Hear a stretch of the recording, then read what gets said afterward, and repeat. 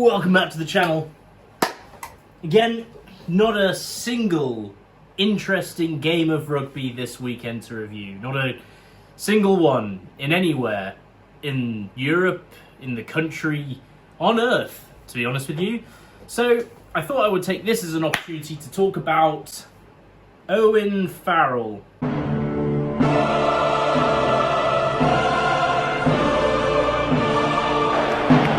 Sorry, but it doesn't matter what you are, that is not an attempted tackle. Yes, Owen Farrell, the player that, if you're not English, I think everyone hates to love.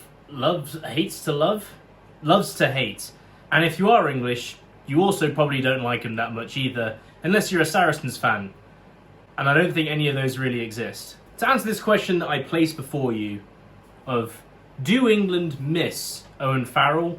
I think we first need to look at what was England with Owen Farrell? I think it was fair to say England with Owen Farrell as captain, as well as playing at fly half, were reliant in situational rugby. At times they probably lacked creativity. However, you would say if England were within 2 or 3 points of any team, they would have a chance of winning if Owen Farrell was on the pitch. Take the World Cup, for example. Fiji, they beat them by 5 penalties, Farrell playing at 10. Samoa, they beat them by 1 point, closed it out. Wasn't the best rugby, but they did it. They got unbelievably close to beating South Africa in a semi-final. Granted, a lot of people got very close to beating South Africa in a knockout situation in that World Cup. But I think the point still remains that they were really favoured not to do anything in that game whatsoever. And they came bloody close by basically refusing to play the game of rugby itself. What about England since? What have they been like? I would say they're playing a brand of rugby that is arguably bordering on, dare I say, entertaining. We're seeing the likes of new exciting players. Ollie Lawrence is really coming to his own at that 12 shirt. Fair Weboso, an excellent winger. George Furbank, although granted he was in the Eddie Jones squad at some points. But you know, he's now more of a homestay within this England team and characterises what they want to do in attack in terms of counter-attacking and playing with possession and ball in hand. And this is what I want to talk about. England now are more interested, I think, in playing with ball in hand rather than playing mistake-free rugby. And it's working in certain situations. Just look at Ireland and what they did to them in the Six Nations.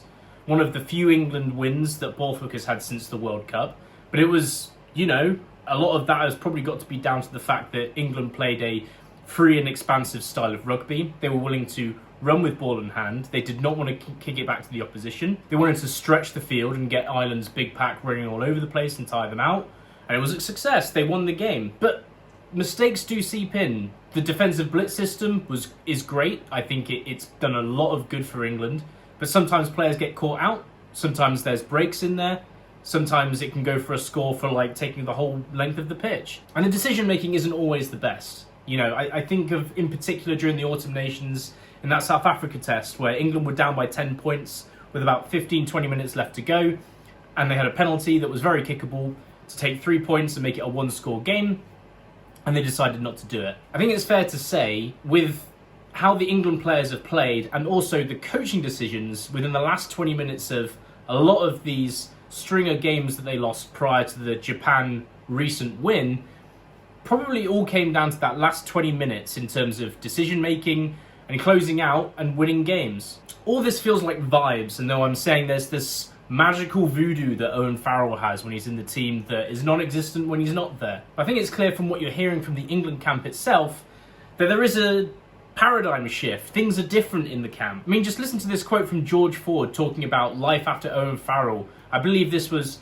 just prior to the Six Nations last year. This is the first few games since Owen Farrell announced that he was not going to be playing in the Six Nations to take a break for his mental health. But yeah, let me just read this out for you. So, it is different without him. He has been here for so long, Ford said.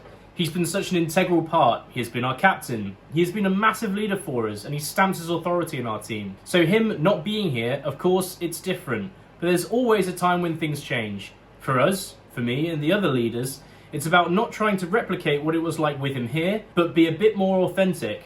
Jamie has done that brilliantly. Now, I know a lot of this comes across as kind of coach speak, and, you know, maybe at first glance, you're probably thinking, what are we really learning from a statement that you would think any player would make after a captain leaves a team? But I think there's some key details here that you can read within this statement, and I'll put the statement on the screen here and so you can see if you can pick it apart like I did. 1, he was an integral part of the team that stamps his authority. 2, me and the other leaders having to pick up where one player left off, multiple players are having to fill in that leadership role. And I'm also noting being authentic. Maybe this is a sign that there's a breath of relaxation in the team and that everyone can no longer feel like there is an authority figure around there. With all this, I can't help but feel that maybe when Owen Farrell left, there was a leadership void in terms of a talisman figure within the team that was the decision maker and someone that would make the key decisions that Farrell usually made in terms of game strategy during games that would have put them over the top in a lot of these games that they ended up losing. So,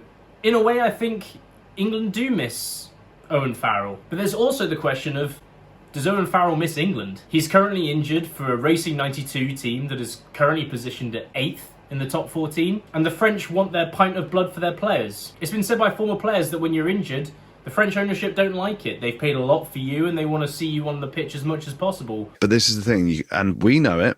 You go to France, you get paid a lot more, but you work a hell of a lot harder. And if you're injured, they take it personally. Yeah. It's like it's a personal issue. Yeah.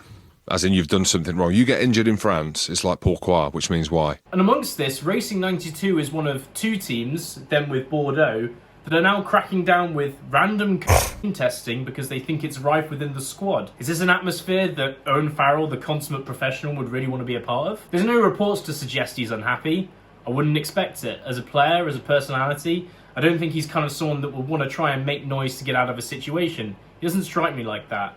But I don't think you need to stare too far into the void to look back and think, maybe he's not so happy here. And then there's teams within the Premiership that are hunkering for a fly half. Bristol, for one, have been rumoured to try and find a fly half.